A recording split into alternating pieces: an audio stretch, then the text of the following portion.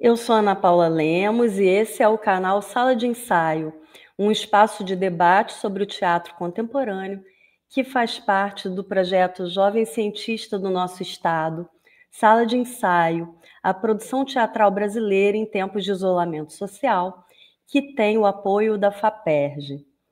O teatro é a arte do agora, é corpo, tempo, espaço e presença. Mas o que acontece quando essa presença é atravessada por distâncias, crises, pandemias e transformações profundas? No episódio de estreia, vamos atravessar essas questões com um dos nomes mais importantes do teatro brasileiro contemporâneo. Diretor, dramaturgo premiado e cofundador da Armazém Companhia de Teatro, Paulo de Moraes nos convida a pensar os limites e as potências da cena. Convidamos como comentarista para o debate o professor André Dias, da Universidade Federal Fluminense, um companheiro de pesquisa em teatro, para colaborar em nossa conversa. André é bolsista de produtividade da CNPq e assistiu como plateia durante a pandemia de Covid-19 ao espetáculo Parece Loucura, mas há método da companhia Armazém de Teatro, e que é parte importante da nossa pesquisa. Seja bem-vindo, Paulo de Moraes, seja bem-vindo, André Dias. Vamos ao palco. Tudo bem? Uma alegria estar aqui com vocês. Para começar, Paulo, eu queria que você nos contasse um pouco sobre você, como é que surge a sua motivação para fazer teatro, o que é teatro para você, e em seguida o surgimento, as principais motivações estéticas e éticas que deram origem à Armazém Companhia de Teatro. Quais foram os fundamentos que nortearam esse projeto desde o início? Eu comecei no teatro na faculdade. Eu fazia faculdade de jornalismo em Londrina, na Universidade Estadual de Londrina, e eu comecei a fazer parte de um grupo de Londrina, que foi um grupo bem importante na década de 80, chamado Grupo Delta de Teatro. O Grupo Delta era dirigido pelo José Antônio Teodoro, um cara muito jovem na época também, eu tinha 20 anos de idade, e a gente fez uma montagem de Toda Nudez Será Castigada, que alcançou uma repercussão muito grande. Tão grande que a gente representou o Brasil num festival em Nova York, num festival no México, num festival em Porto Rico, num festival na Espanha, num festival em Portugal. A gente viajou bastante com esse espetáculo, ainda muito jovem, assim. Ficou muito claro para mim que o meu caminho era esse, era o caminho do teatro, mas eu acreditava naquela época que o meu caminho era ser ator. O que aconteceu foi que em 1987, ou seja, praticamente 2 anos depois que eu comecei no teatro, o José Antônio Teodoro, meu diretor, faleceu muito jovem, e isso me empurrou para a direção, assim. Eu tinha começado a dar aula de iniciação teatral numa escola em Londrina, e com a morte do Teodoro, eu mergulhei assim na direção, mergulhei na formação de uma companhia, que foi o Armazém, que foi formado em 1987, lá em Londrina. Era uma forma de dar vazão aos desejos de uma geração. Londrina, na época, era uma cidade que tinha uma força cultural bastante grande, assim.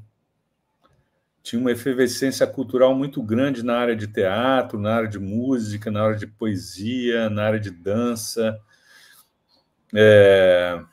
E todo mundo meio que se frequentava, assim, sabe? Então, eu tinha muito contato com os músicos, tinha muito contato com os dançarinos, com as bailarinas, com os bailarinos, tinha muito contato com os poetas, com os tradutores da época. Então, acho que essa efervescência cultural de Londrina fez surgir a minha companhia, o Armazém. Londrina tinha um festival de teatro muito importante na época, que existe até hoje ainda, que é o Quilo, mas que na época tinha uma potência muito grande. Era um festival que era conduzido pela Nietzsche Jacon, pela diretora Nietzsche Jacon, e foi um dos primeiros festivais internacionais de verdade no Brasil, assim, e trouxe muita gente importante, assim. E eu acho que esse contato constante que a gente foi tendo com o teatro internacional, para a minha geração, assim, foi, sei lá, eu acho que foi construindo essa vontade de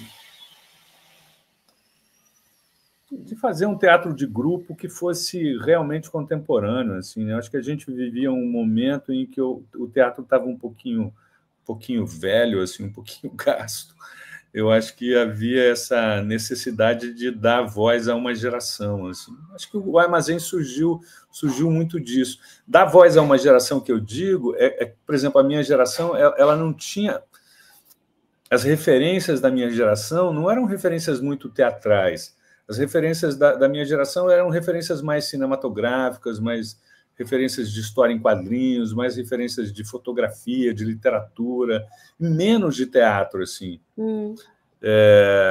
E aí o teatro que a gente começou a fazer era um teatro meio híbrido nesse sentido, assim. Era um teatro que ia em busca de construir uma nova dramaturgia, que até se servia de dramaturgias tradicionais e tal, mas para meio que reinventar elas, para meio que navegar através delas, mas tentando chegar num outro lugar, assim, e tal. Acho que foi isso. A companhia éramos todos muito jovens, assim, né, quando começamos. Eu tinha 21 anos de idade quando eu comecei a dirigir, os atores tinham 16, 17, eu acho que o ator mais velho tinha a minha idade, né? Então, a gente era muito jovem mesmo, assim. E essa juventude dá uma liberdade de criar via essa intertextualidade, né? Assim, essa quantidade de linguagens juntas, né? Eu acho que tinha um detalhe para a gente que era muito importante também, que assim, Londrina era uma cidade que tinha 2 teatros. Tinha um teatro que era o Teatro da Universidade, que era um teatro de 1.000 e poucos lugares e tal, e tinha um pequeno teatro na biblioteca, que era um teatro de 100 e poucos lugares e tal. E nenhum desses teatros dava muito conta do que a gente queria produzir, de como a gente queria. Então, a gente formou o primeiro espaço alternativo de teatro em Londrina, finalzinho da década de 80. Assim. A gente alugou um espaço que tinha sido rinha de briga de galo, tinha sido um rink de patinação, tinha sido um depósito de cerveja, e a gente alugou, era um grande barracão, e a gente transformou esse barracão na sede da companhia. Assim. Então, a gente ensaiava, dava aulas de iniciação teatral e, principalmente, apresentava os espetáculos da gente lá. Também acontecia um desfile de moda lá, festa, tudo para fazer o espaço ter uma sobrevivência assim, e tal. Mas eu acho que essa coisa da gente partir para um espaço alternativo determinou muito a linguagem da companhia. E a gente partiu para um espaço alternativo porque os 2 espaços que existiam na cidade, eles eram um pouco engessados para o que a gente queria fazer, assim, e tal.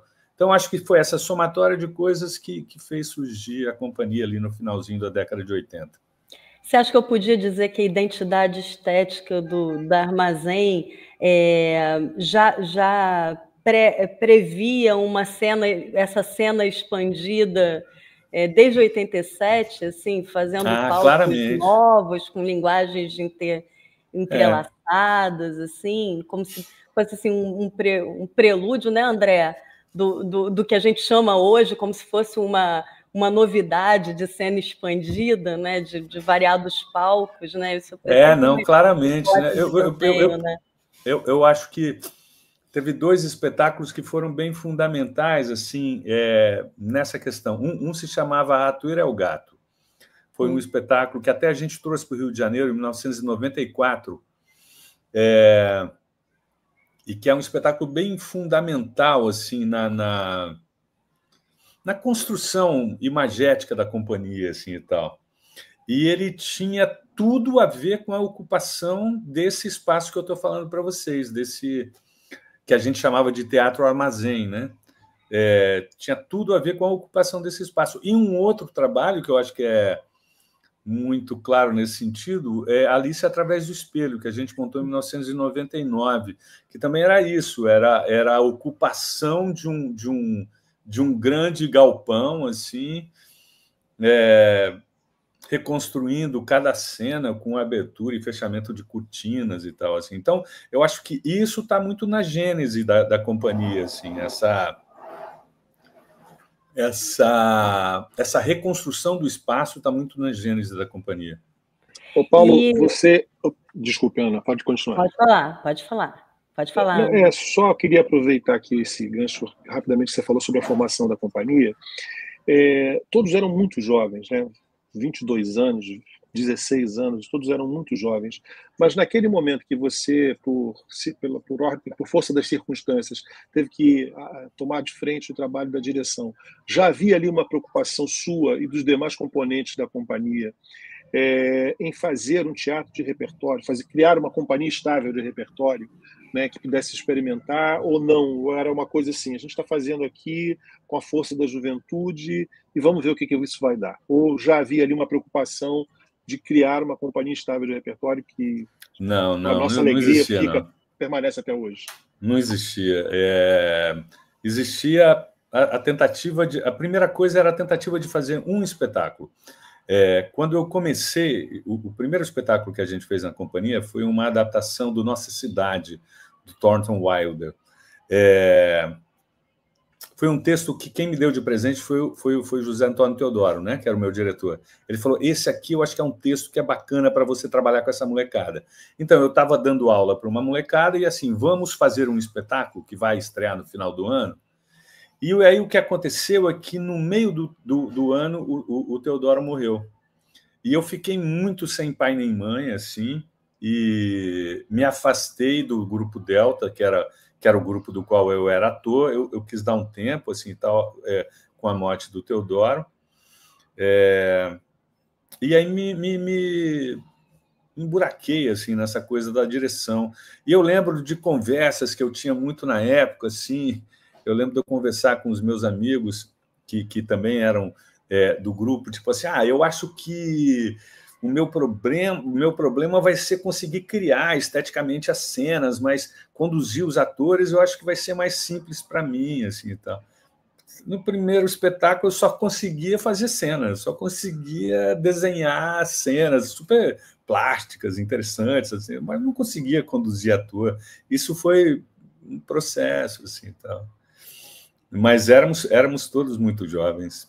Mas a ideia não era já de cara, não, uma companhia que tivesse que fosse se aprofundando. A gente queria fazer um espetáculo. Aí o primeiro espetáculo deu certo, a gente falou, vamos fazer um outro. Sei lá, eu acho que a gente começou a pensar mais a longo prazo depois de uns 5 anos de grupo. A gente começou a pensar que aquilo ali era bacana, assim, que tinha possibilidade de se desenvolver de uma forma muito legal. Vou aproveitar... Pode falar, André. Não, porque está absolutamente ligado, que é a questão da transição para o Rio de Janeiro. Né? Acho que é legal falar sobre como é que se dá essa transição, como vocês chegam ao espaço que vocês estão hoje, lá na Fundição Progresso. Primeiro, vocês fizeram uma passagem aqui no Rio antes de ter um espaço fixo, e depois como é que se dá essa chegada aqui. E aí, quando já chega aqui, já chega talvez com essa consciência mais formal e clara dessa companhia de repertório, não? O que aconteceu com a gente teve uma trajetória, por exemplo, de passar por festivais de teatro amadores. Durante mais ou menos uns 4 anos de companhia, assim, a gente frequentou muito esses festivais amadores e a gente ganhava muito prêmio, ganhava muito festival e tal, assim, mas eu ainda estava me dividindo, eu ainda era um pouco jornalista, eu ainda era um pouco, sei lá, eu me dividia, assim, eu não tinha abandonado completamente o jornalismo ainda.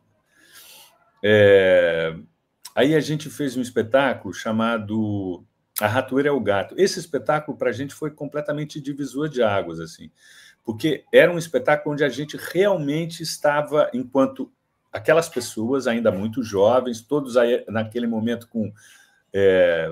agora eles estavam com 22, 25 anos, mas estavam, na linguagem que a gente estava experimentando, eles estavam muito maduros, assim. E a gente veio para o Rio de Janeiro fazer uma temporada aqui no Rio de Janeiro. A temporada, ela, a princípio, foi um grande fracasso, a gente não conseguia botar ninguém no teatro, até que a gente conseguiu levar a Bárbara Eliodora para assistir uma das apresentações. A gente estava na penúltima semana do espetáculo e a gente ligou para a Bárbara Eliodora, insistiu, convidou ela, e ela falou, não, eu vou assistir o espetáculo de vocês. E foi. Nesse dia, eu lembro que nesse dia que ela foi ver o espetáculo, acho que tinha umas 13 pessoas na plateia, estava super vazio e tal, assim. A gente estava fazendo uma temporada no Teatro Glaucio Gil. Uhum. E ela adorou o espetáculo e fez uma crítica incrível sobre o espetáculo, que saiu, sei lá, na quarta-feira da outra semana. O que aconteceu é que era a nossa última semana e a gente lotou a última semana com muita gente para fora, assim, por causa do fato dela ter colocado o espetáculo nas alturas, assim, e tal. E aí começaram a sair indicações de prêmio do Molière. Patrícia foi indicada para o Molière, eu fui indicado para o Molière, saiu indicação do Mambembe, Patrícia foi indicada para o Mambembe, eu fui indicado para o Mambembe, saiu indicação de Shell, a gente foi indicado para a categoria especial. Então, a gente foi um fracasso com um sucesso de uma semana, assim. Bárbara lhe adorou, né? Bárbara lhe adora, né? E aí o espetáculo voltou para o Rio de Janeiro numa segunda temporada, que daí foi super bem sucedida e tal. A partir daí, eu acho que começa a mudar muito a trajetória da gente, porque daí eu resolvo também fazer uma montagem da Tempestade em Londrina. Londrina estava comemorando 60 anos. Aí nós estamos em 1990 e... acho que 94. Londrina estava comemorando 60 anos e eu fui convidado, assim, pela Secretaria da Cultura para pensar num grande evento e tal. E aí eu pensei em fazer a Tempestade do Shakespeare nas margens do Lago Igapó, que é o ponto turístico mais conhecido, assim, de Londrina, um grande lago e tal. E eu convidei o Paulo Altran para fazer o Próspero, e o Paulo aceitou. Eu fui para São Paulo, mandei material, tive uma conversa com o Paulo, e o Paulo loucamente aceitou fazer isso, ficou morando em Londrina 3 meses, enquanto a gente ensaiava o espetáculo. E aí esse espetáculo se apresentou em Londrina e depois fez uma turnê grande pelo Brasil, por 15 capitais. A turnê a gente fez em 95. Então, eu acho que esses dois acontecimentos assim levaram a companhia para um patamar um pouco diferente. E aí eu fui convidado para ser professor da CAL, aqui no Rio de Janeiro. Eu fui convidado para fazer uma direção aqui no Rio de Janeiro. Enfim, a vida da gente começou a meio se direcionar para cá. Até que em 98 eu resolvi realmente fazer a transição aqui para o Rio de Janeiro, e a gente se muda para cá em 1998, no comecinho de 98. É isso, mais ou menos, que foi a trajetória da gente. Ai, que bacana, assim. E acho que tem a ver com essa pergunta, que é como que você articula esse processo de direção, o elenco e a dramaturgia? Quais são os desafios e potências desse método de criar coletivamente, né? Vocês são um grupo que cria coletivamente. Como é que é esse processo? Você falou aí que você viu que você tinha como desenhar a cena, mas a relação com os atores, como é que foi se fazendo enquanto você que queria ser ator resolve ser diretor? Como é que é esse processo coletivo de criação de vocês? Assim, como foi? Acho que foi muito aprendizado, assim, era todo mundo muito jovem, né? Então, aprender nessa idade também é bem rápido, né? A gente aprende com uma velocidade grande, assim, e tal, né?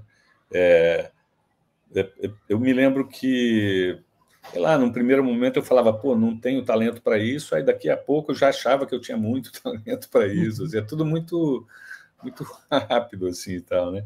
O que eu sinto na companhia é que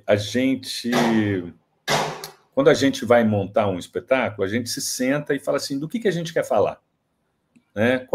O que é que está mobilizando a gente agora? Assim? Eu não acho que a gente parte de um texto, a gente parte de uma sensação, assim, aonde a gente quer chegar, do que a gente quer falar, a quem a gente quer se dirigir e tal.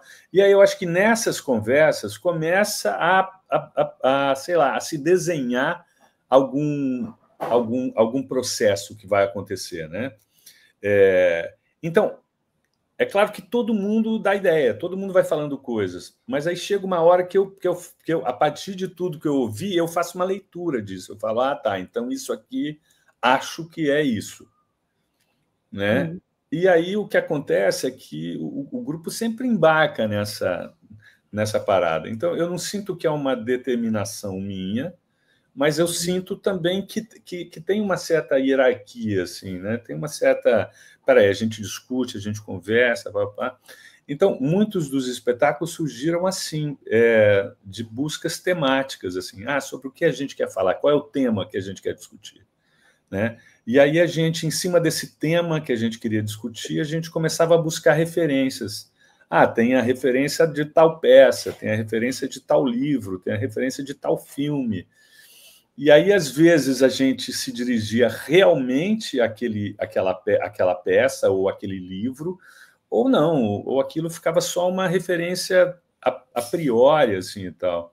Então, por exemplo, eu me lembro bem de um espetáculo que a gente montou chamado Inveja dos Anjos. Foi um espetáculo que a gente montou em 2008. Foi um espetáculo que ganhou, por exemplo, Shell de melhor atriz, Shell de melhor texto. E esse texto, quando a gente começou ele, a gente pensava em montar 100 anos de solidão, saca? E aí não, aí a gente começou a ler Paul Auster, e aí a gente queria trabalhar com a coisa mais memorialista do Paul Auster, assim, e tal. E aí a gente começou a fazer um monte de exercícios, os atores iam produzindo exercícios, até que a partir de certos exercícios que os atores foram produzindo, eu e o Maurício, que somos quem trabalha a dramaturgia na companhia, a gente começava a ver aqueles exercícios e falar, pô, aquela ideia ali é legal, aquele personagem que apareceu ali é interessante, mas como é que a gente cria uma história disso? Aí eu e ele, a gente se juntava e aí a gente ia costurando essas referências e meio que montando um roteiro de ações, um roteiro de acontecimentos que pudesse ajudar os atores em novos exercícios, que o resultado desses exercícios pudessem resultar e nos ajudar novamente a encaminhar melhor esse roteiro. Então, é um processo meio... É um processo coletivo, mas ele tem especificidades, assim, né?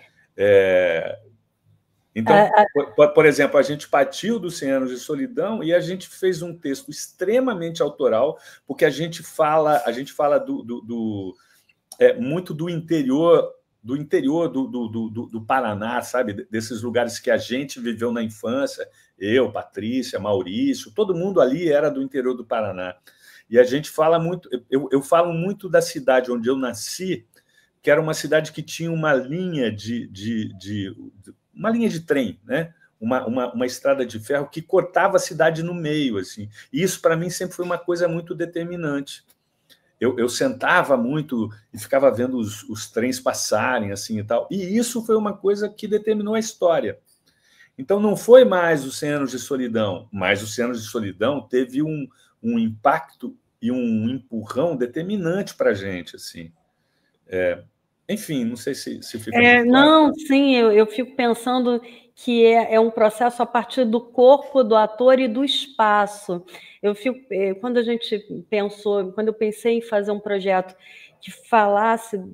Eu fiquei muito impactada com o que vocês do Armazém, do Galpão, fizeram com o processo de teatro para continuar fazendo teatro na pandemia, e me veio à cabeça como vocês pensavam, como vocês pensam a relação entre esse espaço físico e a dramaturgia, esse corpo do ator e a dramaturgia, e que papel os diferentes tipos de palco, que você já conversou aí falando, né?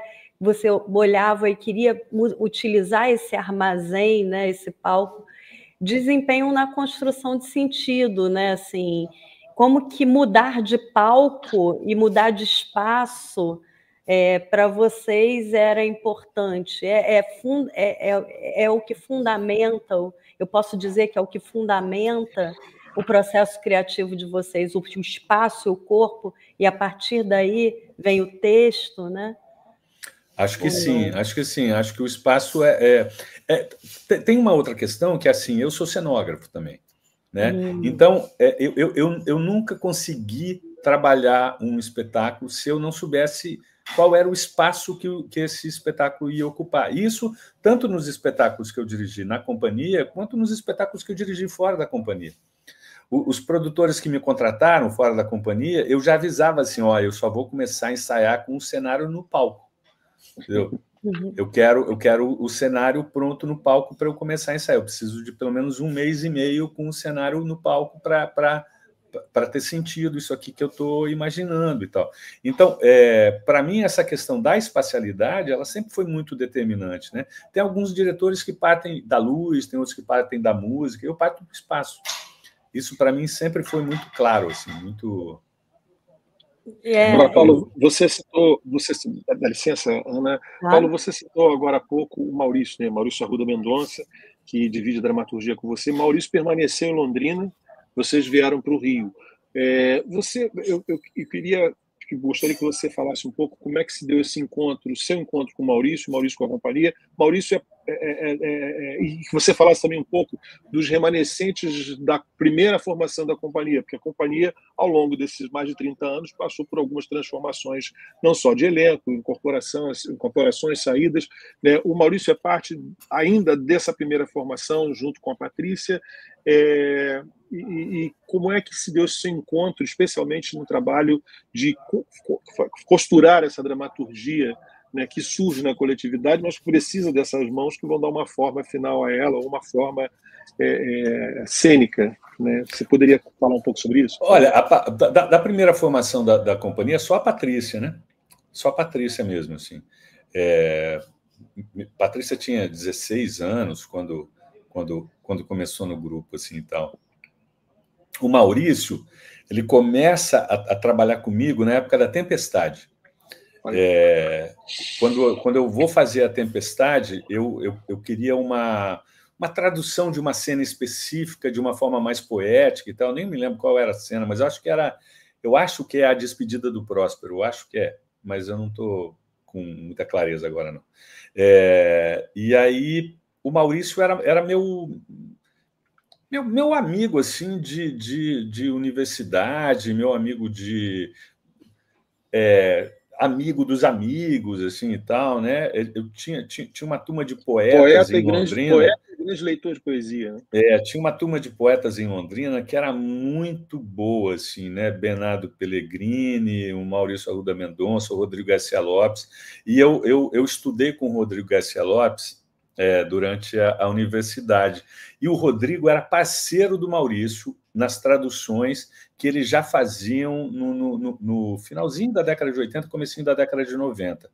Eles tinham traduções incríveis, assim, enfim. E aí, nessas trocas com o Maurício, eu chamei ele para fazer essa primeira brincadeira com Shakespeare e tal. A gente fez, e daí o próximo espetáculo, eu fiz uma versão do Édipo, em 1995. E aí o Maurício que fez... Ele fez uma retradução, ele cotejou, fez uma tradução nova, aí a gente misturou o Édipo do Sêneca, e eu e ele, a gente construiu aí uma dramaturgia diferente, bem interessantona, assim, e tal.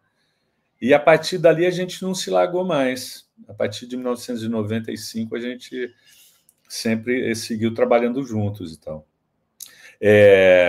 Os outros atores que estão na companhia hoje, teve um momento que foi a pandemia, que foi um momento de a companhia quase acabar mesmo, assim, né? Porque ninguém conseguia mais se manter aqui no Rio de Janeiro. Então, as pessoas mais antigas da companhia, por exemplo, o Marcos Martins, que era um ator que tinha vindo com a gente de Londrina, né? Ele estava com a gente desde antes da Tempestade, desde a década de 90, de 80, ele ainda estava com a gente. O Marquinho não voltou para Londrina. O Ricardo Martins, que também estava com a gente desde o comecinho dos anos 2000, voltou para Juiz de Fora. O Leprevaux voltou para Curitiba. Quer dizer, foi um momento bem difícil, assim, a coisa da pandemia. Mas a Isabel, que está no grupo, sei lá, desde 2004. O Jopa também está no grupo desde 2011. O Felipe é o mais novo, está desde 2020. O grupo hoje é bem pequenininho, né? O grupo hoje é um grupinho mais reduzido e tal. Então, E a alegria de trabalhar com o filho. De trabalhar com meu filho? É uma grande alegria.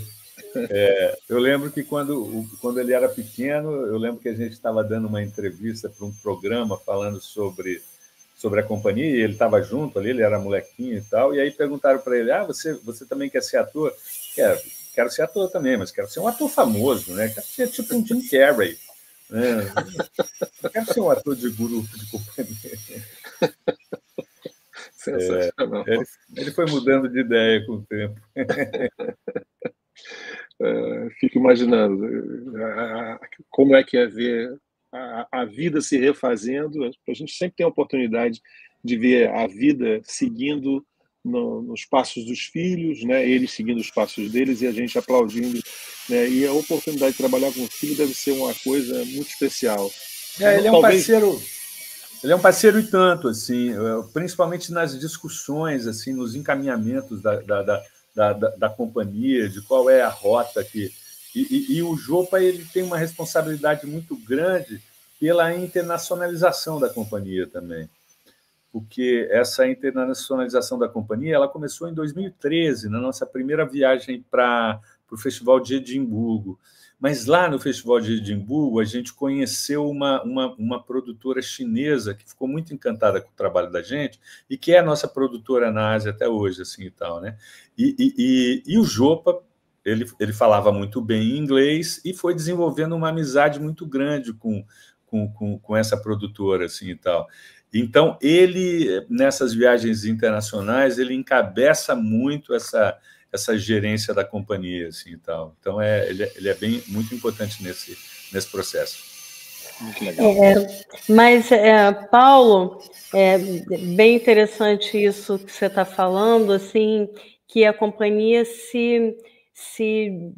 cada um vai para o seu lado no período de pandemia, nessa crise sanitária que a gente passou, e então me parece que esse foi o impacto imediato, né, de vocês. Como é que foi o processo criativo para a volta, para se rearticular e começar a pensar, né, as estratégias para manter vivo o teatro de vocês, o grupo, durante o isolamento?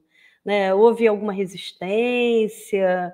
Como é que vocês se relacionaram, cada um indo para o seu lugar e passando por esse processo, né? Eu vou tentar dividir isso em dois momentos que eu acho importantes, que é assim, o Armazém é uma companhia que durante muito tempo teve patrocínio de manutenção. Então, a gente teve nosso primeiro patrocínio de manutenção no ano 2000, e esse patrocínio foi sendo renovado até 2019. Então, a gente teve um patrocínio de manutenção durante 19 anos. 19 ou 20 anos, não sei, não vou fazer a conta agora. Mas isso fez com que a gente pudesse estruturar a vida do grupo de uma forma muito interessante. Assim, tal. O que acontece é que quando há essa mudança de governo que aconteceu no Brasil em 2018, há uma tentativa de desmantelamento assim, né, de toda a política cultural do país, né? E isso afeta completamente, ou seja, os patrocínios acabam, são interrompidos, Então, o ano de 2019 já tinha sido um ano delicado para a companhia. Quando começa 2020 e começa a pandemia, aí a gente entra num certo buraco negro, assim. Ao mesmo tempo, a gente com muita vontade de criar alguma coisa. A gente viu uma possibilidade de surgir alguma coisa naquele momento, assim, tal. A pandemia começa, se não me engano, no meio do mês de março, e quando chega, a gente fica mais ou menos um mês e pouco, assim, completamente perdidos, e aí a gente começa a se reunir e falar assim, a gente tem que fazer alguma coisa, a gente tem que criar alguma coisa, e a gente precisava tentar também algo que nos desse uma possibilidade de sobrevivência mínima também, né? E aí a gente começa a falar, vamos fazer um espetáculo para ser apresentado online, para ser apresentado pela internet. Vamos fazer uma experiência cênica, vamos ver se a gente consegue inventar alguma coisa que seja razoavelmente parecida com teatro, assim, e tal. E aí a gente começa a ter muitas reuniões, o que pode ser isso, quais são as motivações, quais são as possibilidades, e vai surgindo, de repente, uma ideia que, na verdade, nem demorou muito para surgir. Assim, nessas primeiras reuniões começou a surgir. Opa, peraí, qual é o lance? O lance é assim, no teatro o público está lá, então o público está vivendo, então a gente precisa fazer alguma coisa que o público sinta que ele está vivendo, que ele não está vendo uma coisa gravada, que ele perceba que aquilo é um acontecimento de agora. Aí a gente pensou, não, então o público precisava interferir de alguma forma. E aí começou a vir essa ideia de jogo. Era um momento em que essa coisa do cancelamento na internet estava absolutamente em voga, e depois nunca mais saiu de voga, né? Mas estava muito forte assim e tal. E aí a gente falou, não, peraí, então o público cancela um personagem, o público vai cancelando, vai escolhendo um, vai escolhendo o outro. E aí a gente começou a pesquisar plataformas onde a gente poderia tentar fazer isso que fosse viável tecnicamente e tal. E aí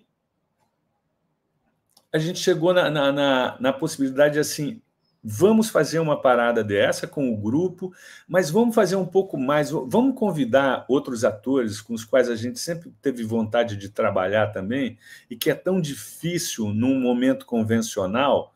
Vamos ver se agora, nesse momento meio insano, meio maluco, isso seja possível. E aí foi, cara, a gente chamou o Charles Fricks, que era um ator que a gente adorava e ficou com a gente, a Kel Zecar, a Vilma Mello, o Luiz Lobianco, a Liliana Castro, que é uma atriz que foi do Armazém durante muito tempo, mas que estava morando nos Estados Unidos.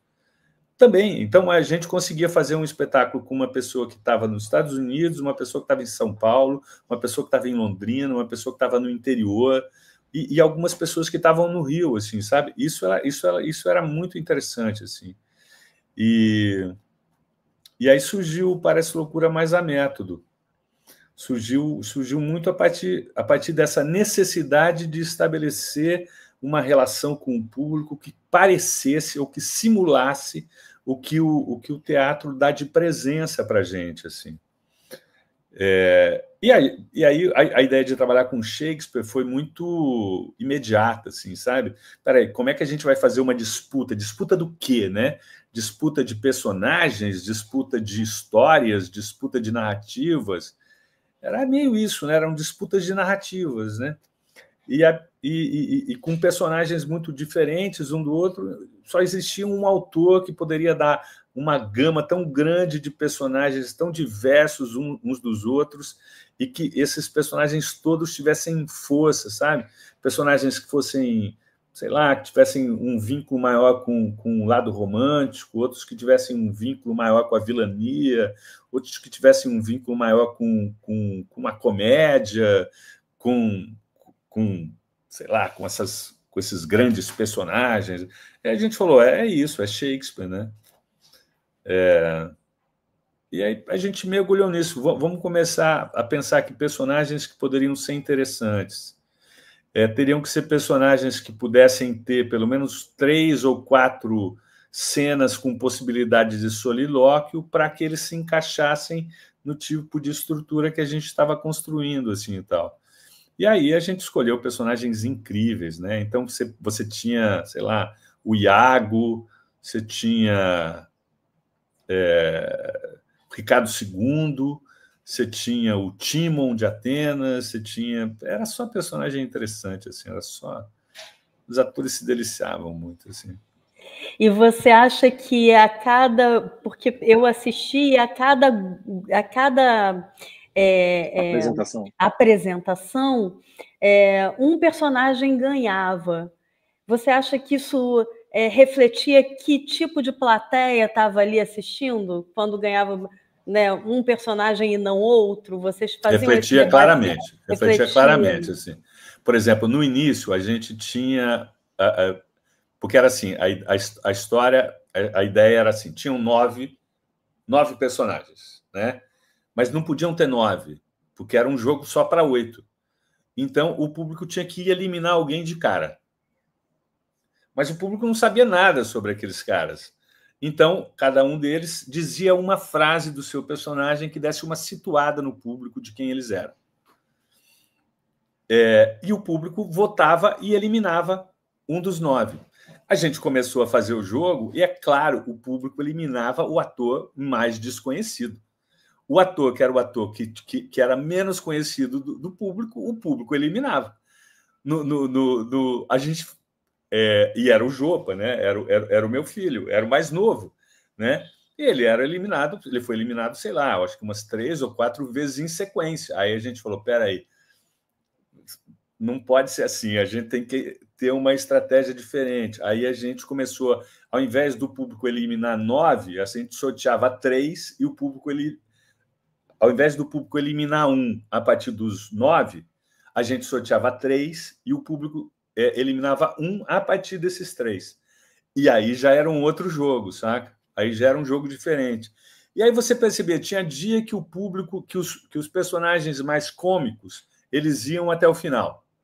Tinha dia que eram os personagens mais românticos. Por exemplo, a Liliana, ela fazia um personagem mais romântico. O personagem dela ia... A maioria das apresentações, o personagem dela ia adiante, assim, porque era muito cativante, assim, e tal.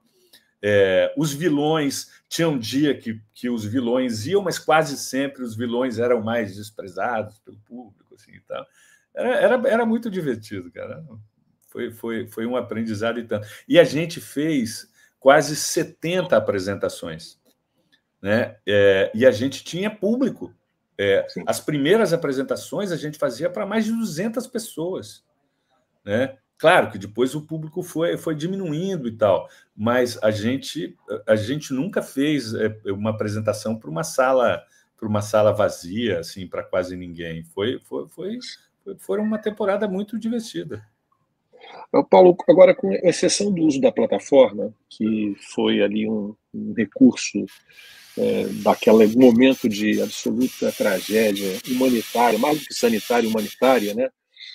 Todos os demais recursos que estavam presentes no espetáculo, como parece loucura, mas há método, eram recursos já bastante conhecidos do teatro, a projeção, enfim, a própria ideia do jogo também não é algo absolutamente novo.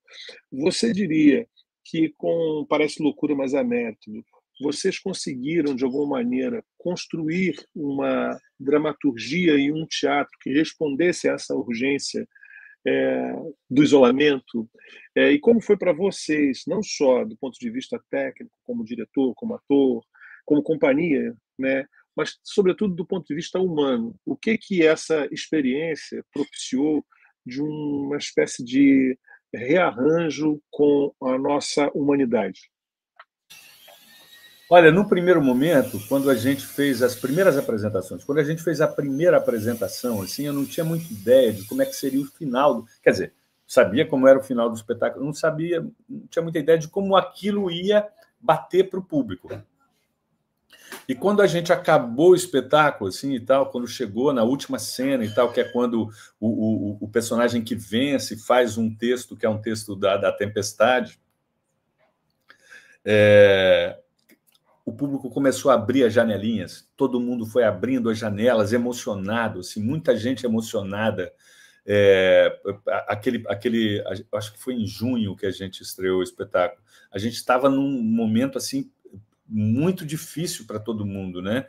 As mortes estavam começando a crescer muito fortemente e não existia muita, né? Sei lá, parecia que não tinha muita saída, né? Não tinha uma expectativa positiva muito grande, né? Então, as pessoas estavam muito emocionadas, cara, e aquilo para a gente foi muito impactante, assim. Então, essa relação com o público, quando acabava, a gente ficava conversando com o público, cara. A gente não fechava a sala. Então, tinha gente que queria falar, eu quero dizer como eu gostei, ou então... E tinha uma coisa muito bacana que rolava, que era assim, a gente abria um chat onde a gente perguntava para as pessoas assim, da onde você está vendo o espetáculo? E aí a gente foi fazendo uma listagem de quantas cidades a gente atingiu, eu não me lembro mais, mas foram muitas, tipo assim, quase todos os estados do Brasil, acho que faltou um estado do Brasil, e a gente foi visto em 16 ou 18 países diferentes, sabe? Então, era muito... Isso era muito especial, sabe? Saber que a gente estava chegando em cidades que não tinham teatro.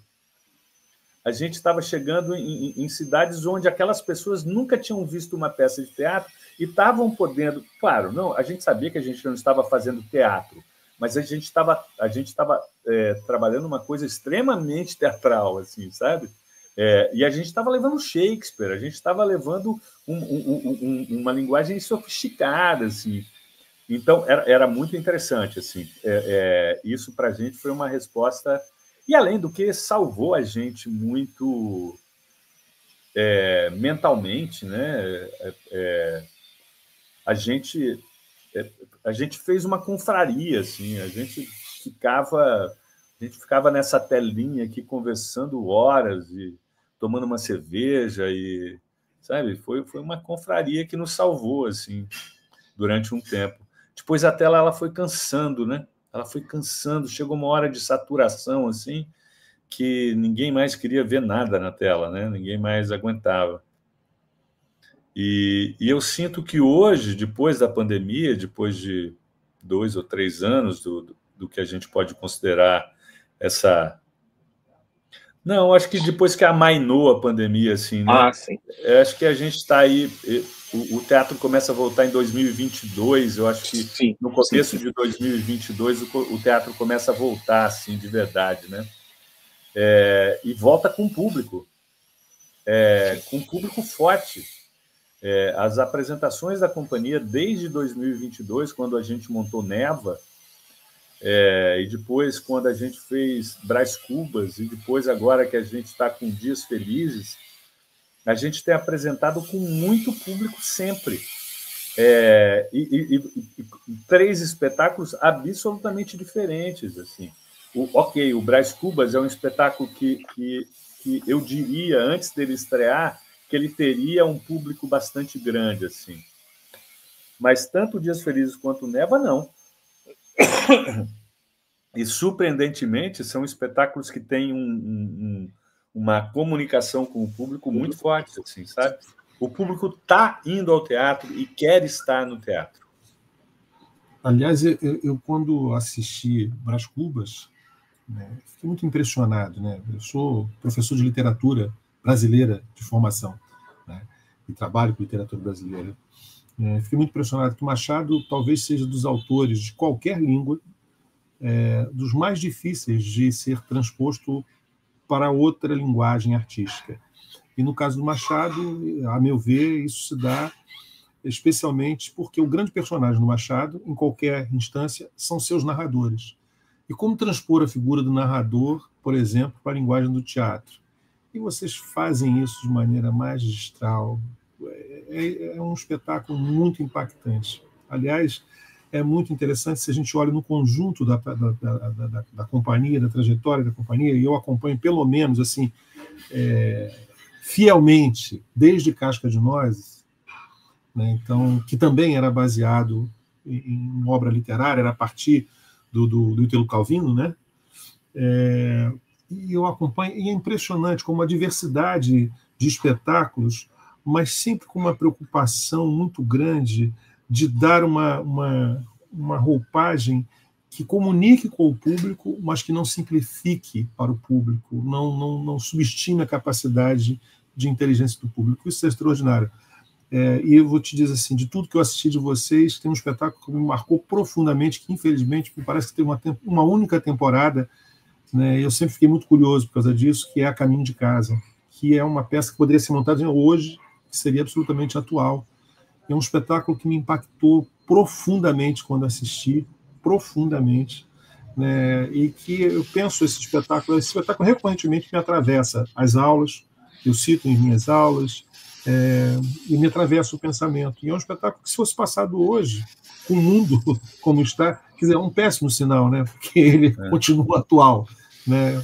Era um espetáculo muito... Eu gostava muito do A Caminho de Casa. Era uma pesquisa que começou sobre como é que a fé agia no homem contemporâneo, assim, né? A gente começou a conversar sobre isso, e aí a gente foi estudar as religiões monoteístas, e até que a gente construiu uma história que era uma história em 3 partes, assim. Uma das histórias era um engarrafamento, que era a partir de um conto do Júlio Cortázar. A outra história era uma história do encontro de um velho sufi com um menino judeu, que era em cima de um conto do Emanuel Schmidt. E a outra história era a história de um menino que se explodia dentro de um ônibus. Na verdade, era a mãe desse menino. Isso não era baseado em nada, assim, era baseado no que estava acontecendo no mundo na época, né? Era um espetáculo muito difícil, assim, emocionalmente, de fazer, e também ele era um espetáculo que exigia uma produção muito grande. A gente usava 6 carros em cena, né? Eram 6 automóveis em cena, assim, então era uma produção difícil. Foi um espetáculo que viajou bastante, assim, até. Mas ele ficou em cartaz durante 1 ano, assim. Ele ficou em cartaz, acho que uns 3 meses no Rio de Janeiro, e depois ele viajou para o Nordeste, viajou para São Paulo, Rio de Janeiro, Curitiba, para diversos lugares, assim, tal, mas teve uma vida curta, assim. Gostava muito dele. Um texto lindo. Eu continuo a gostar muito, viu?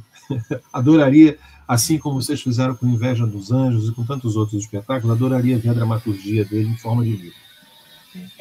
Falando nisso, André, eu fico sempre me perguntando se vocês têm material, se vocês conseguiram fazer um registro escrito do Parece Loucura, mas é método.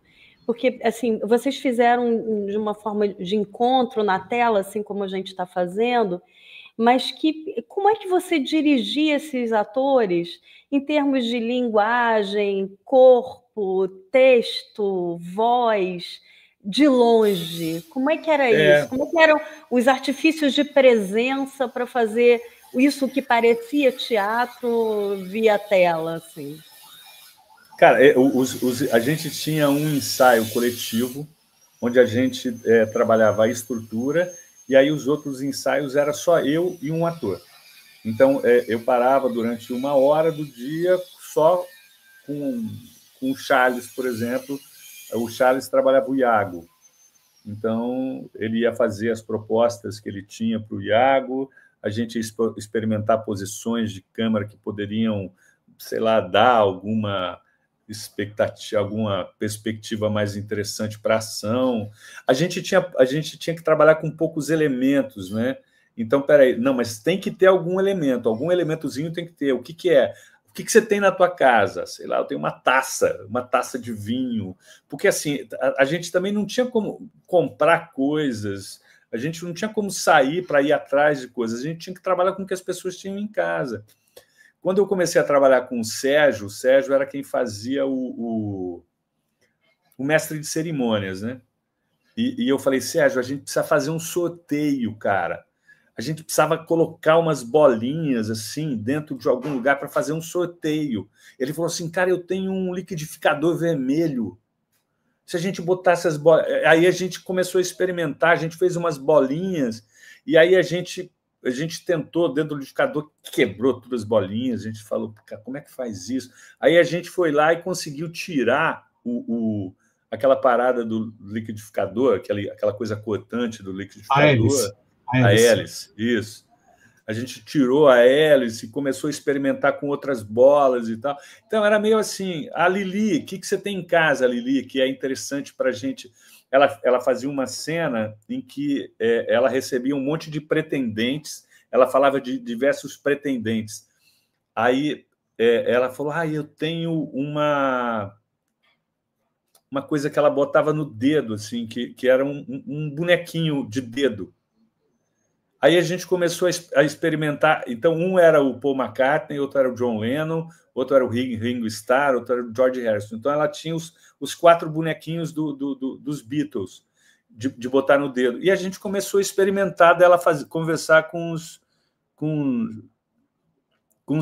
pretendentes aqui, assim, e tal. E isso dava um efeito lindo, assim. É claro que, por exemplo, isso no palco não teria nenhum efeito, mas a gente fazendo com aquela distância aqui e ela fazendo o bonequinho aparecer, assim, né? O pretendente aparecer, a gente ia experimentando essas coisas com coisas que as pessoas tinham em casa, assim, né?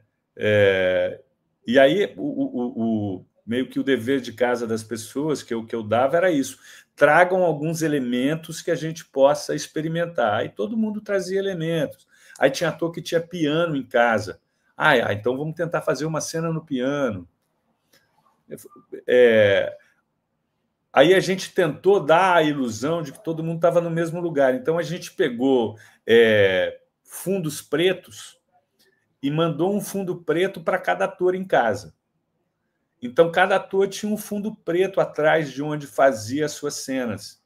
Então, quando abriam a cena, você tinha uma imagem bonita, limpa, assim, e tal. Não era isso aqui, né? Não é o fundo aqui do meu escritório, aqui, né?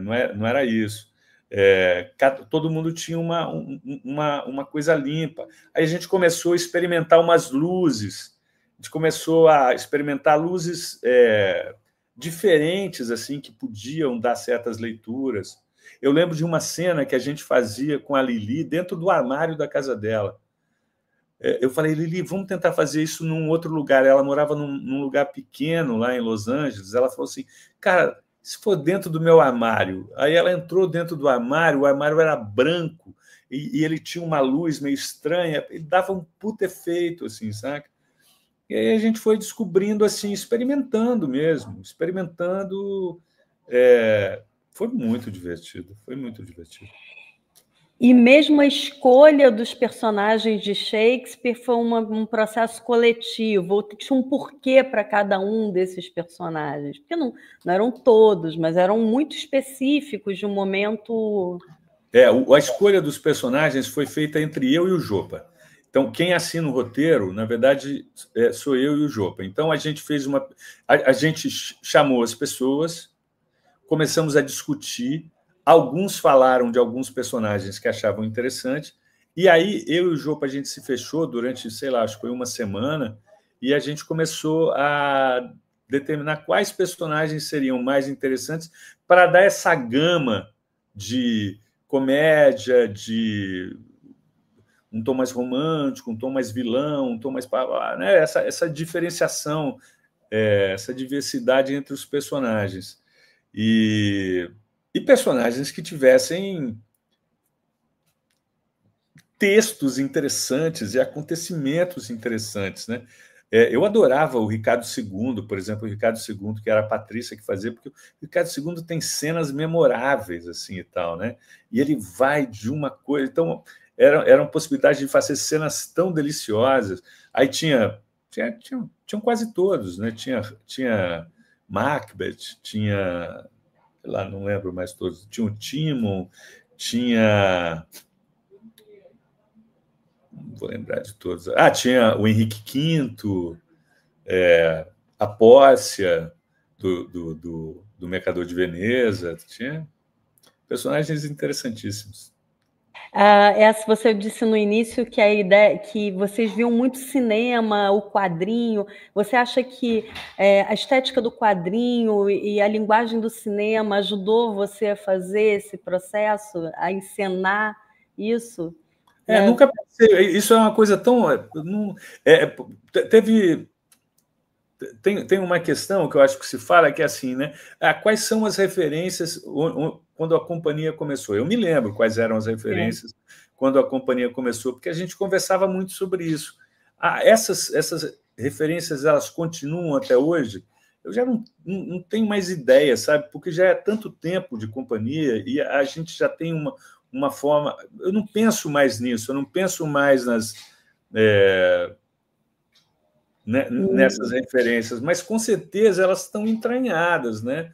E quais eram? Acho que você não disse para a gente quais eram essas referências no início. Mas eu acho que é isso, assim, né? Por exemplo, o Will Eisner, que é um cara de quadrinhos, ele foi uma referência fundamental para mim, assim, para a construção de imagem, para percepção de narrativa.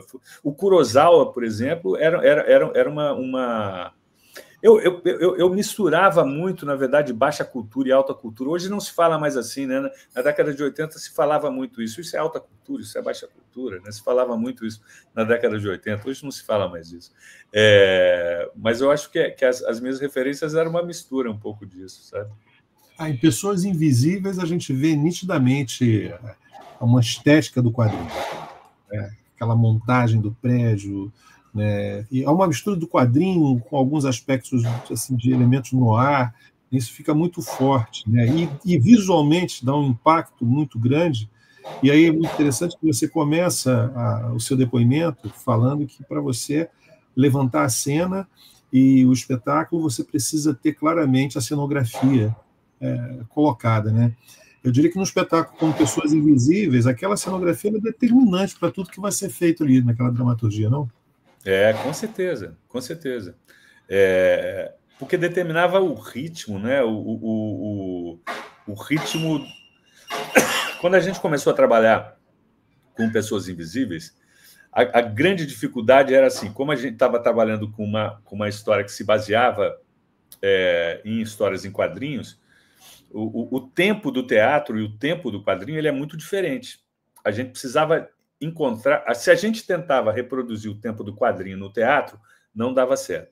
Se a gente tentava fazer o tempo do teatro com aquelas narrativas que a gente estava contando, também não dava certo. A gente precisava encontrar um tempo de intersecção, assim, sabe?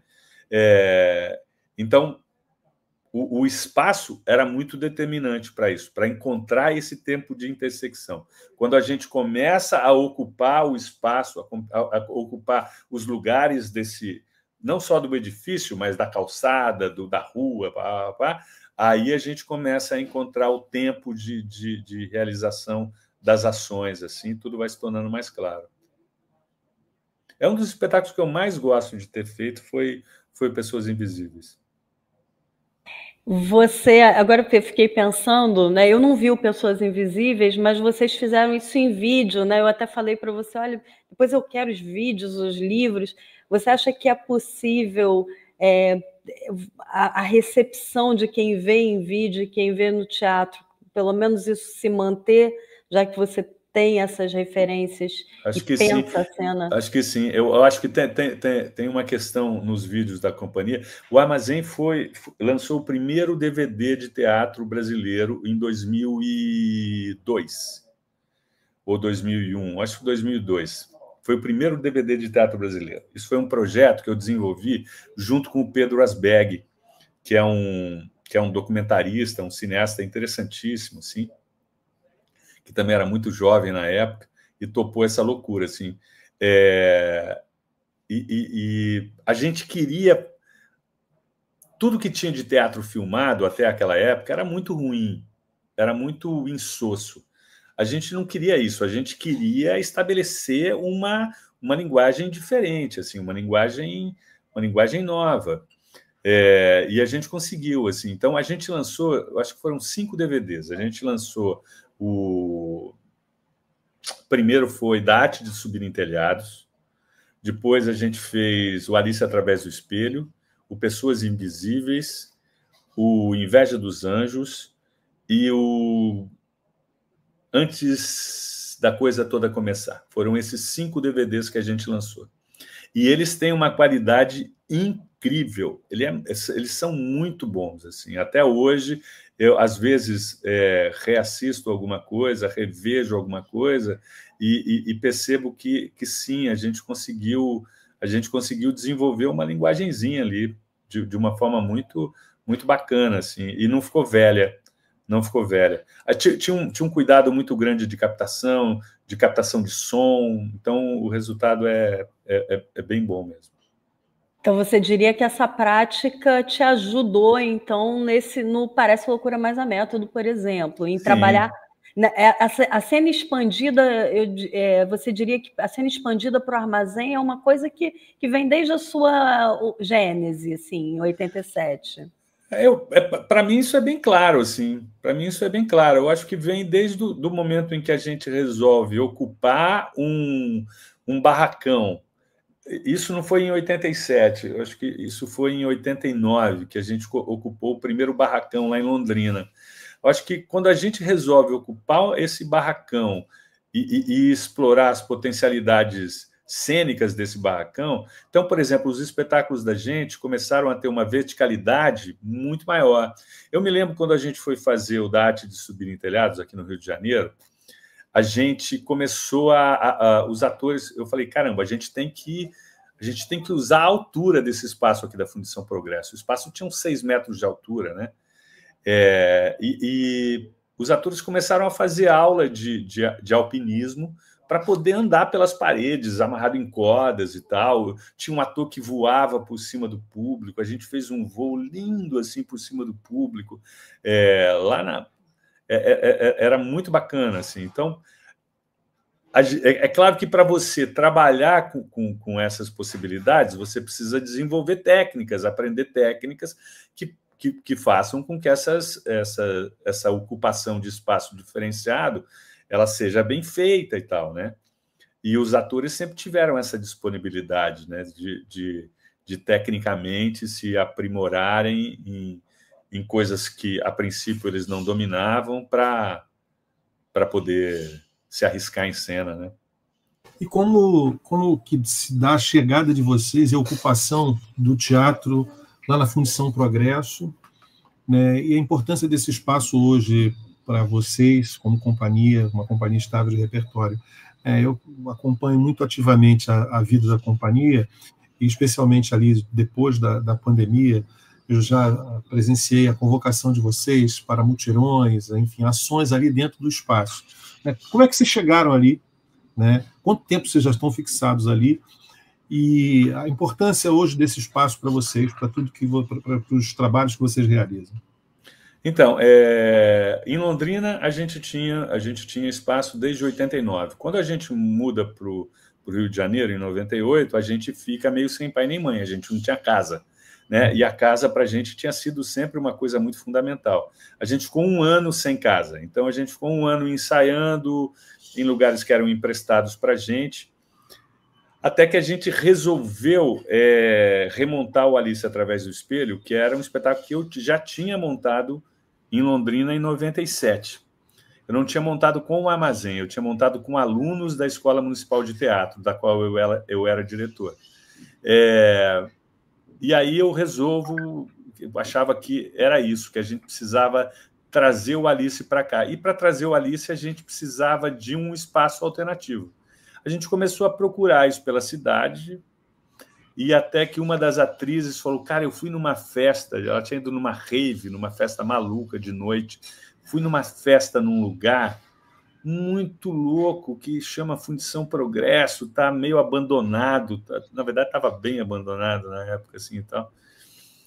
A gente podia ir lá. Aí a gente foi lá, achou, tinham algumas salas, né? As salas nem eram fechadas na época, eram salas todas abertas, assim, sabe? Porque a fundição ela começou a ser reformada, mas o dinheiro acabou no meio, então a reforma não aconteceu e estava lá meio abandonadão, assim. Só tinha uma das salas que tinha estrutura, que era onde a companhia de dança da Débora Coker ensaiava. E aí a gente foi lá e a gente queria ocupar aí uma sala durante 3 meses para fazer uma peça. E era o Maurício Sete, que era o diretor de lá na época. Ele falou, ocupa aí, tudo bem. Tá. E aí o Maurício Sete saiu, entrou o Prefeito Fortuna, e a gente estreou o espetáculo. O espetáculo foi um sucesso, né? Um sucesso assim, a gente ficou 2 anos sem sair de cartaz, né? Então, e aí a fundição começou a ser ocupada. Aí outras companhias, a Intrépida Trupe chegou para ocupar uma outra sala na fundição, aí o Teatro de Anônimos chegou para ocupar uma outra sala, entrou o SIC também, que era um pessoal de circo, para ocupar uma outra sala, e aí começou essa ocupação ser mais determinante e tal, assim. Mas foi isso, a gente queria trazer o Alice, queria ter de novo a casa que a gente ficou 1 ano sem, e uma das atrizes tinha ido numa festa e falou, é aqui, cara, é aqui. Uma rave salvou o espaço da companhia, né? E aí a gente entrou lá, né, no comecinho de 99, e agora já fazem 26 anos, né, que a gente ocupa aquela sala. E aí a gente foi remodelando a sala, né?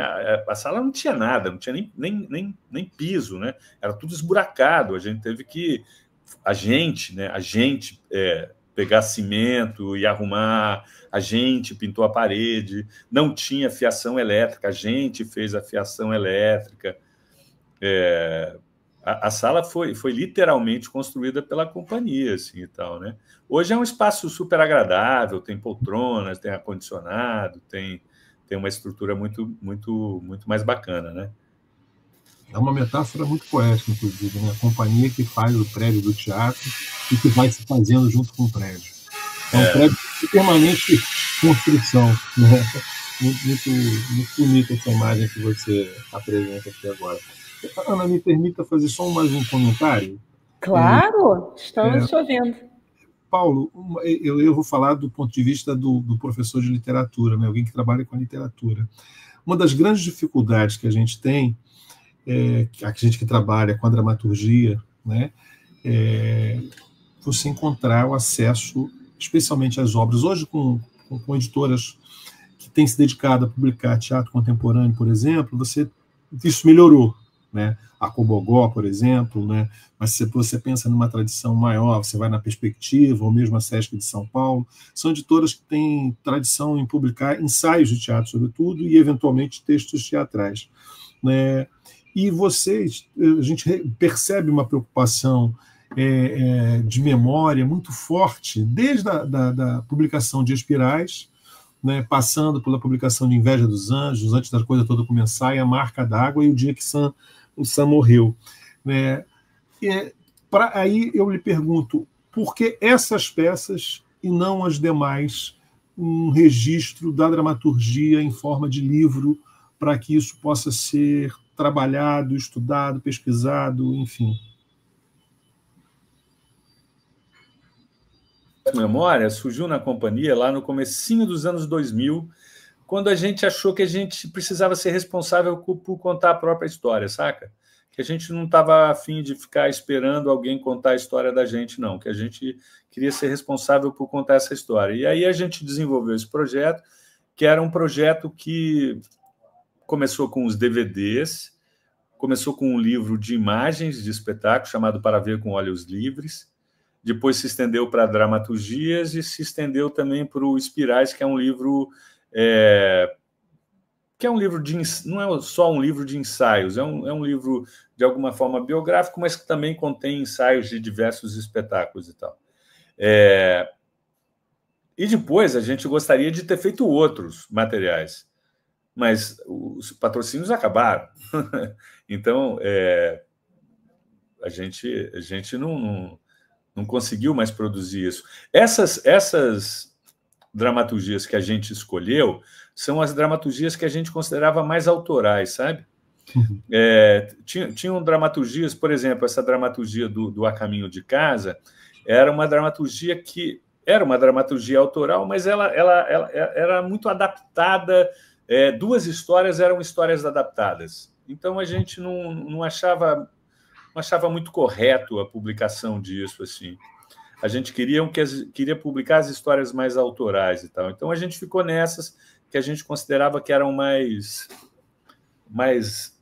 intensas e que tinham chegado num resultado técnico mais depurado mesmo, assim, sabe? Perfeito, obrigado.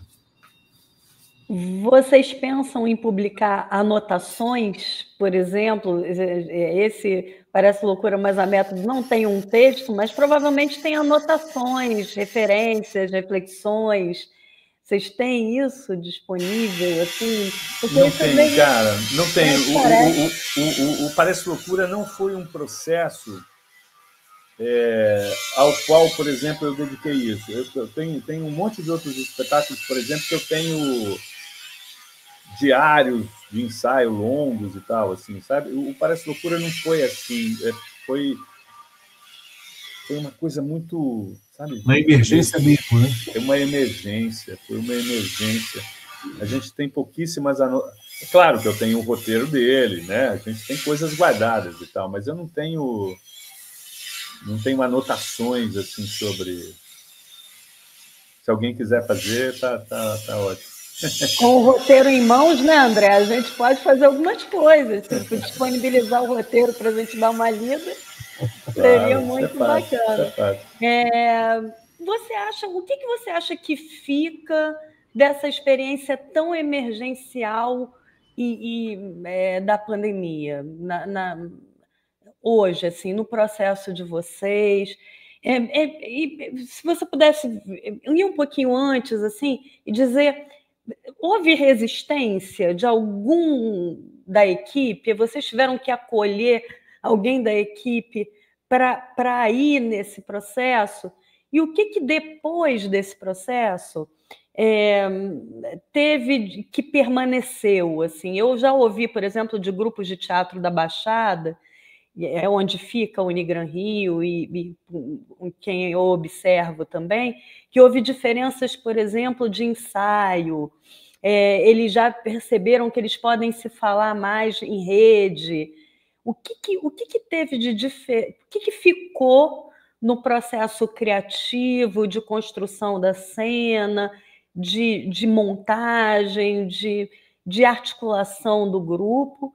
E o que rompeu, assim? O que nesse processo que a gente passou pandêmico? E ainda, né? Você sente diferença da plateia contemporânea, né? Assim, se a gente for falar de um espectador emancipado, né? Do Rancière, assim, como é que a gente... Como é que você percebe isso para a gente encaminhar para o encerramento? Assim? Então, houve resistência sim, houve resistência, sim. Tiveram 2 atores na companhia na época que não quiseram participar, que não se sentiram à vontade para participar. Isso, para mim, foi muito tranquilo, foi muito natural, assim. Um deles até depois quis, depois de que viu o trabalho pronto, aí ele falou, pô, não tem um personagem para mim agora. Aí até a gente inventou um personagem para ele que entrava de vez em quando e tal. Teve um pouco isso. Cara, o que eu percebo, na época, eu tinha a impressão de que isso ia ser uma coisa que ia durar, sabe?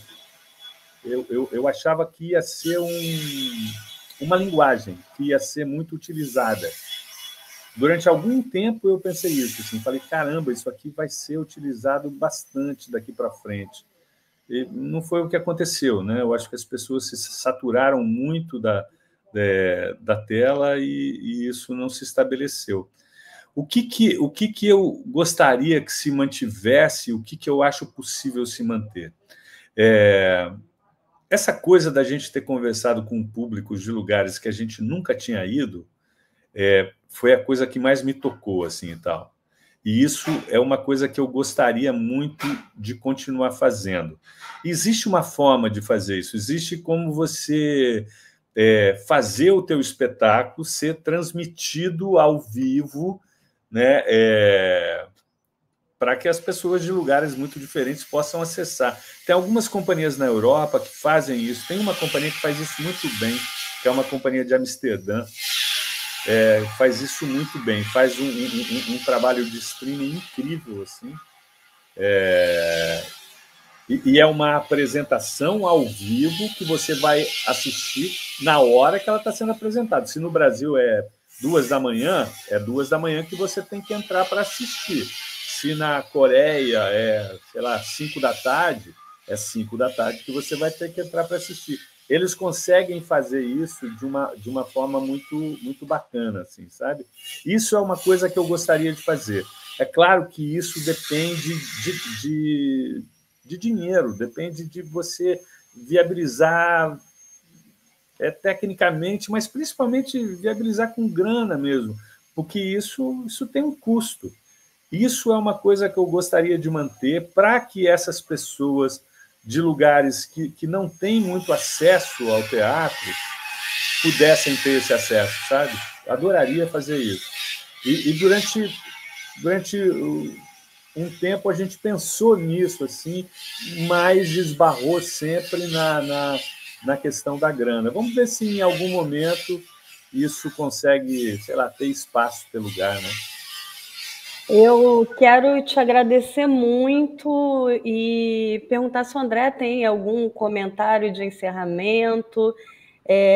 Eu acho que é importante, Paulo, a gente pensar em políticas públicas culturais que mantenham esses grupos de pé, né? Assim, como o Armazém é um grupo importante. Eu fui assistir o Dias Felizes e você fala ali, né, no início, poxa, a gente precisa ter investimento, a gente precisa que as pessoas acreditem numa força do teatro que é social, política, forte cultural e que a gente... Eu penso algumas coisas sobre isso. O que eu sinto é que os editais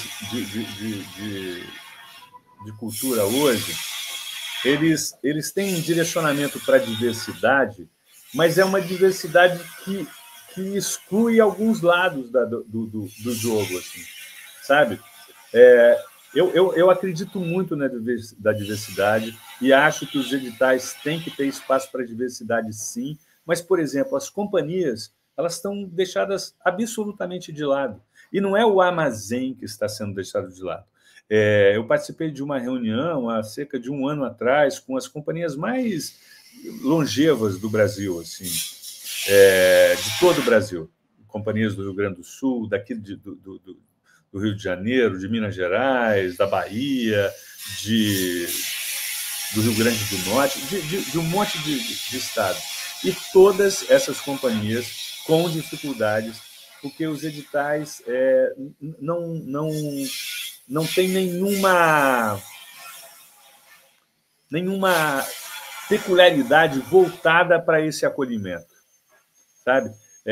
Então, eu acho que a política pública ela deve valorizar a diversidade, sim, e as companhias também fazem parte dessa diversidade. Porque essas companhias elas ajudaram a construir a história do teatro brasileiro dos últimos 30 anos. A história do teatro brasileiro dos últimos 30 anos ela não pode ser contada se você deixar de lado as companhias. Ou então ela vai ser contada de uma forma frágil. Frágil. E isso, eu acho que esse momento é um momento complicado, complexo, assim, que as companhias como um todo vivem. Reposicionamento de patrocínio, de apoio, como vocês tiveram durante um longo tempo, por 19 anos, da Petrobras, por exemplo, isso hoje está fora do horizonte da maior parte das companhias, ou há uma retomada, pelo menos de uma negociação, de uma conversa sobre isso na vida prática das companhias? Eu não tenho como falar por todo mundo, né? Eu não tenho como... O que eu sinto é uma dificuldade muito maior. Eu acho que houve um momento onde existia um pensamento de que a continuidade era um ganho. E esse pensamento mudou um pouco, sabe? Esse pensamento de que a continuidade ela traz uma evolução e a linguagem traz a determinação de um posicionamento cultural. Eu acho que esse pensamento mudou um pouco, assim. E é claro que o pensamento ele tem que mudar, ele tem que evoluir, mas eu acho que ele tem que incluir esse outro lado também. Eu reivindico isso. Claro, perfeito.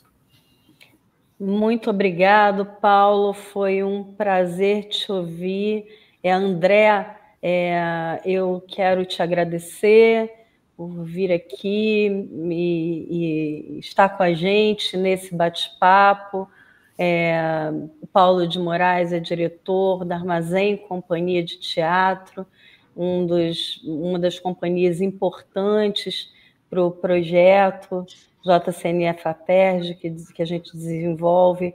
O canal Sala de Ensaio tem o apoio da FAPERJ, e é importante a gente sempre discutir o teatro. O teatro está aqui com potência social, cultural e política nesse país, e precisa ser sempre valorizado dentro de todos os contextos. Obrigada, Paulo. Obrigada, André. Eu só queria dizer, né, primeiro te agradecer pelo convite, pela parceria, né, a continuidade de uma parceria, dizer ao Paulo assim, da alegria de participar dessa conversa e reafirmar que um depoimento como esse, prestado pelo Paulo hoje, é da maior importância para a história do teatro brasileiro, né?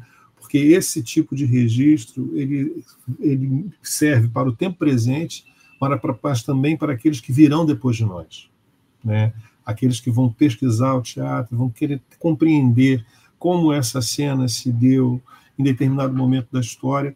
E a gente que trabalha com história do teatro, eu tenho me dedicado a fazer isso com regularidade, pelo menos nos últimos 10 anos, dentro do campo das letras, né? Dentro da área do campo dos estudos das letras, é a dificuldade que a gente esbarra sempre, encontrar uma fonte segura ou depoimentos que permaneçam, né? Então, essa iniciativa ela é de uma riqueza, de uma centralidade para a história e para a memória do teatro brasileiro. E começar com o Armazém, começar com o depoimento do Paulo, para a gente foi um privilégio, uma alegria. Paulo, obrigadíssimo por estar aqui com a gente, separar esse tempo aqui. Ana, obrigado pelo convite para estrear aí junto com você. Obrigado, gente. Obrigado. Adorei a conversa. Que venham outras. Obrigada a todos. Obrigada, Pedro Sassi, nosso técnico aqui. Viva o teatro!